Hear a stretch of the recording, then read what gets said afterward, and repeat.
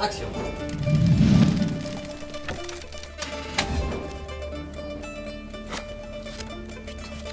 C'est pas possible. Je m'appelle Frédéric Dehaye, je dirige un laboratoire de neuroergonomie à l'ISAE Super-Héros. On s'intéresse tout particulièrement au fonctionnement du cerveau dans la vie quotidienne, en dehors du laboratoire. À titre personnel, j'étudie les effets du stress sur nos décisions, sur l'attention, dans notre vie quotidienne. Action.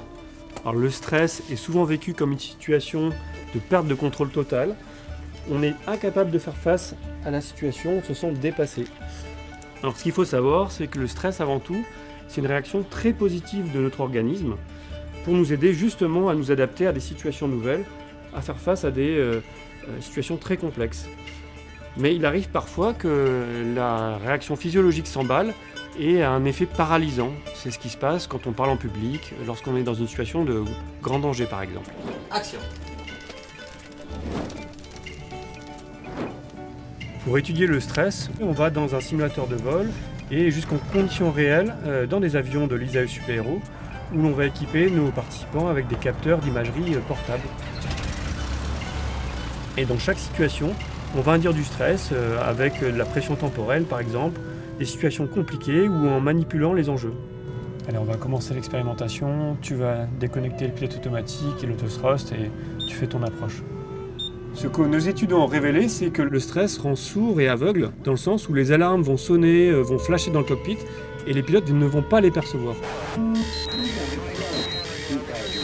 Le stress va venir reconfigurer et éteindre le cortex préfrontal, qui est le siège d'une certaine forme de rationalité, qui nous permet de nous adapter, et on va basculer vers un mode beaucoup plus intuitif, rapide, mais qui nous rend incapables de nous adapter face à des situations nouvelles. Ce que l'on cherche à faire, c'est d'estimer l'état du pilote à partir de capteurs de neuroimagerie portable pour voir s'il est stressé, s'il est en capacité d'entendre les alarmes sonores, et on va en retour adapter le cockpit pour qu'il puisse par exemple changer la modalité de l'alarme ou alors donner par exemple plus d'autorité au pilote automatique.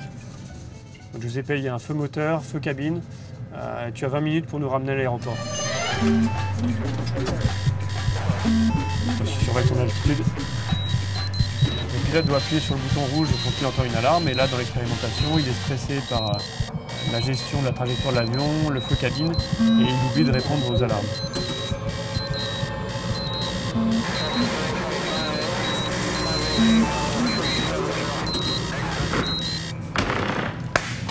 Promis Jack, je fais des efforts. Action. Je suis chercheur, alors qu'adolescent mon rêve était d'être musicien. Mais finalement, les deux professions sont très similaires parce qu'il faut être créatif, imaginatif, être un petit peu perché. On fait des rencontres aussi assez merveilleuses à l'international et puis on partage sa passion avec ses étudiants, donc c'est vraiment un très beau métier.